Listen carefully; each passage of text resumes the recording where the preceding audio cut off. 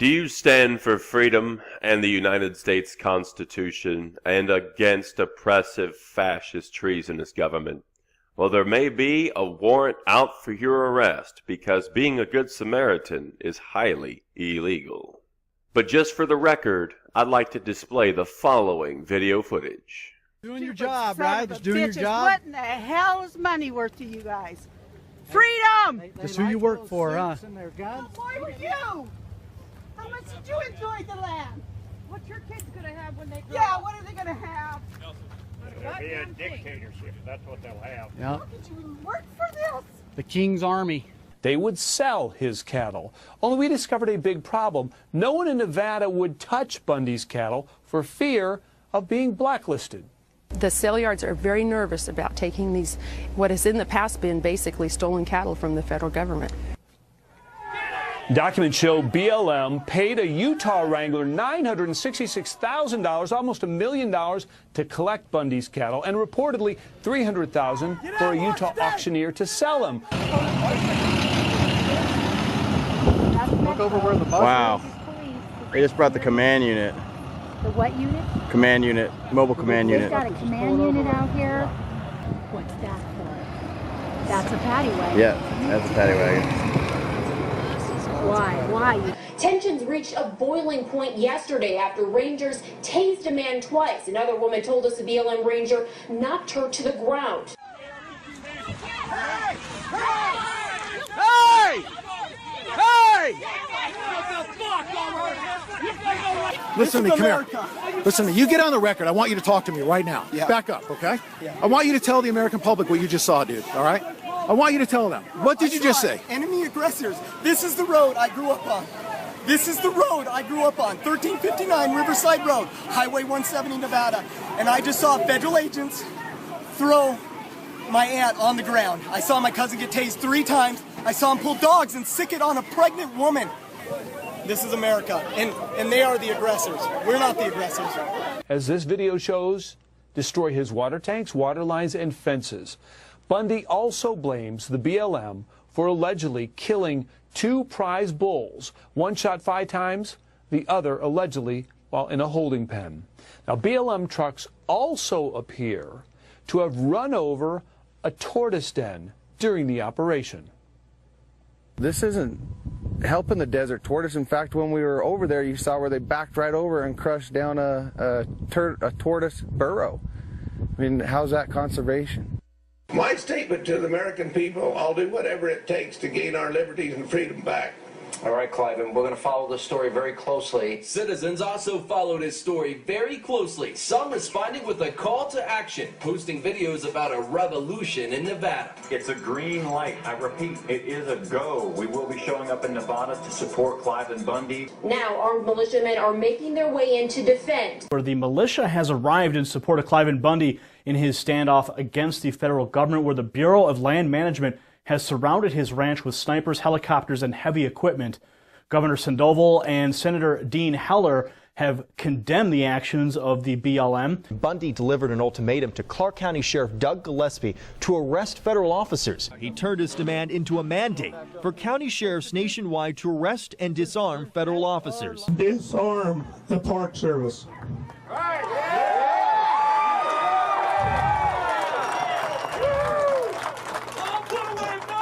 At Lake Mead and Red Rock Park and all other parks that the federal government claims they have jurisdiction over. We want those arms delivered right here under these flags in 1 hour. We got to get America back up on its feet. Cliven's son Mel perhaps best describes the evolving political philosophy of the protesters. So this cattle issue is just one small corner of the problem that we're having as citizens with the federal government. Okay? Get out of our states. The protesters, radio talk hosts, random political leaders, and Nevada Assemblywoman Michelle Fiore all stand in support of Bundy's call for county sheriffs nationwide to arrest federal officers. On a bridge in Bunkerville, holding high-power scoped rifles, these men took cover, prepared to shoot, prepared to die. Here to protect our freedom. to happen sometime. Might as well happen now, right? This Saturday, he took position with other gunmen, taking the high ground as federal agents waited in the wash below. They're getting ready to launch stuff at us. Get ready. On the other side of the fence, Bureau of Land Management agents, also armed, also took cover. They guarded a corral of Cliven Bundy's cattle. No guns. This is our land. Open the gate. But you need to push these people back so they can do it safely. Push them back so they can do it safely. They're going to. They're going to. They can't leave if they're engaged. So push them back. Let's give them push them back. There you go. How much time? Okay, that's all I need. But in Bunkerville, these men held the bridge. The difference between these gunmen and gunmen in our urban streets comes down to a political cause. At some point, you have to draw a line in the sand, as you will. And I guess this is it, you know. Regretfully, we didn't get this man's name. Our photographer was fearful of possible crossfire should shooting happen and kept moving. It's only going to be Bundy and his son. That's it. It's the people or not, and you guys need to leave. Okay. You need to leave. That's the I'm telling you, you need to de-escalate the situation. I'm imploring upon you. No, but you need to push these people back so they can do it safely. Push them back so they can do it safely. You know, we respect your authority as county officers.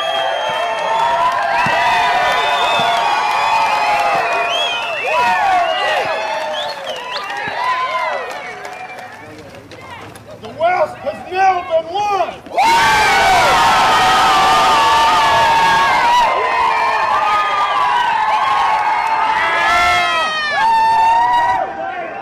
I keep ended up on that horse.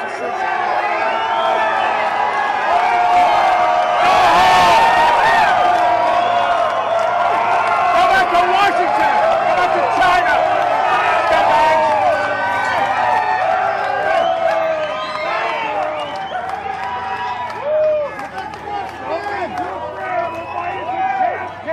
Turn your back on us, you big boys with those big guns, aren't you? Oh, you're so tough. You're so afraid. Look at that. What a bunch of bullies. Oh, wow. Yeah. You got control back over rock.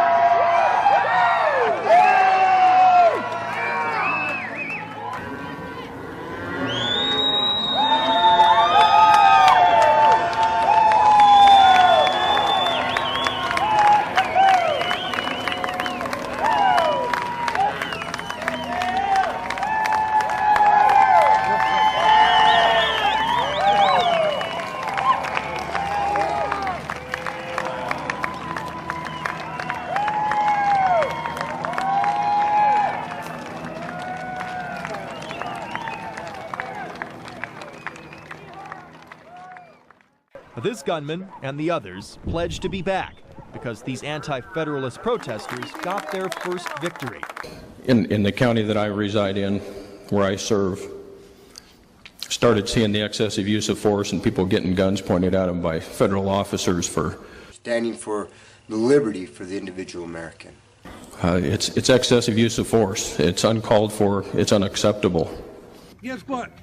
The sheriff can come and help you protect your life, liberty, and property. That's what we elect him for, and that's what we pay him for. So I'm going to tell all of you, if you have not bought ammunition, if you have not bought guns, go get them now.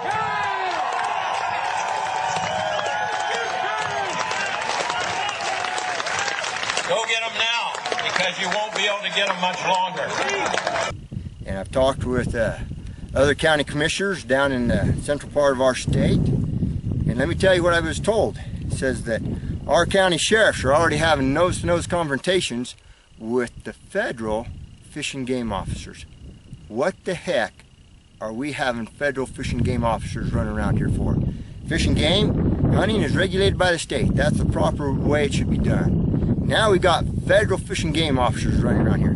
You know what that state representative told me that confrontation was? Those fish and game officers were shutting down the roads, locking them off, putting locks and padlocks on them. And then those sheriffs are going up and cutting them off. And they had nose-to-nose confrontations. You need to wake up. You need to see what's coming. But I'm not happy with this. But this is beautiful land. It's a place for freedom. Freedom's worth fighting for.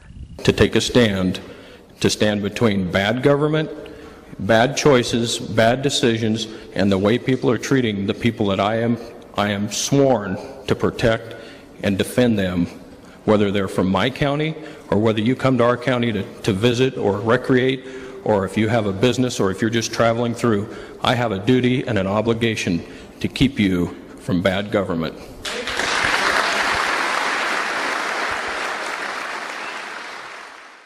It's big government run amok in the eyes of many. It is the federal government thinking it is immune from the laws of the land, the laws of civility that govern the rest of us, even basic constitutional principles. There's a vast disconnect, not only between the federal government and people like Mr. Bundy. Remember, the government is the servant, not the master. That's in the Constitution of the Declaration of Independence. That's not a political statement. That's a value judgment in the American system.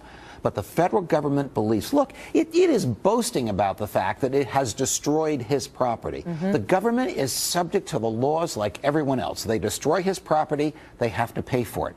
We're going to die and starve to death. Our permits are going to be cut. Our ranches are going to be ruined over and over and over like it's been happening for the last 50 years. That's a good family. America, these are good people that are being hurt and destroyed. That rancher in New Mexico they took out. And the ranchers in all other parts of the country that they have taken out, that they're putting pressure on. I know they're putting pressure on one of my neighbors right now over here on the Kaibab. And, you know, these are families. These are our livelihoods. This is our grazing rights. This is our heritage. Lavoie was trying to teach the world. That's how come he got killed. But they don't want him to teach that kind of stuff. It's about asking the federal government to return to the confines of the law and to allow the states and the counties to be free. Show me where in our Constitution I'm wrong. Show me where Lavoie Finneycombe was wrong. He gave his life. So these people who hold themselves out to be patriots are not. They're nothing more than domestic terrorists. Oh, I'm still here because I saw what was going on the news, and my friend James and I, we decided to come out and support the people that were out here and standing up to people that have seriously not read the Federalist Papers or the Constitution. They're nothing more than domestic terrorists. Are you itching for a fight? No, not at all. And, you know, I've been in a fight before, and Plato said it best. It's easy to get men to go to war. It's hard to get them to go back. The last thing I want to do is be in another firefight. I'm a former United States Marine. Domestic terrorists. I'm a former police officer. Domestic terrorists. I'm a former high school history teacher. Domestic terrorists. I don't make this country more dangerous. I make this country more safe because I teach the founding values. They're nothing more than domestic terrorists. We have people out here to help provide support to practice their Second Amendment rights and their constitutional privileges, which have been provided to them by a real government. Domestic terrorists. We need guns to protect ourselves from a tyrannical government. And he says other militia members are joining him. There's many more coming. Domestic terrorists. How long will you stay?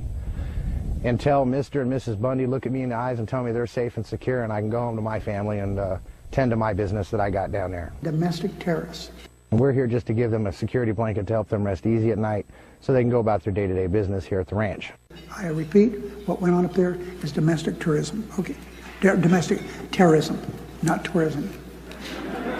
Hey, but just Wu Lee coming in. They're nothing more than domestic terrorists. What did you say, nigga? They're nothing more than domestic terrorists. All right, sorry.